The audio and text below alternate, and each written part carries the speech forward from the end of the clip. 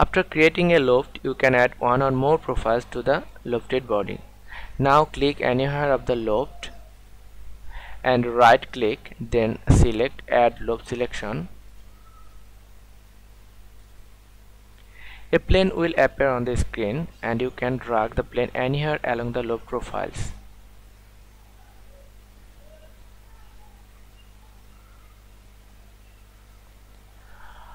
You can also rotate the plane that is appear on the screen. Now click OK. You can also add the loft selection to existing plane. Now go to the loft property manager and select Use Selected Plane and choose a plane from the feature manager tree.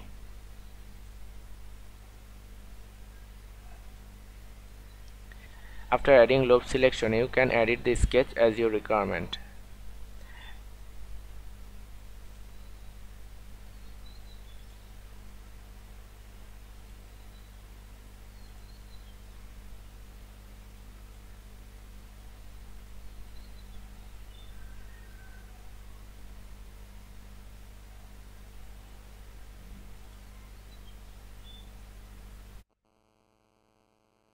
Thanks for watching. For more tutorials, please subscribe my channel.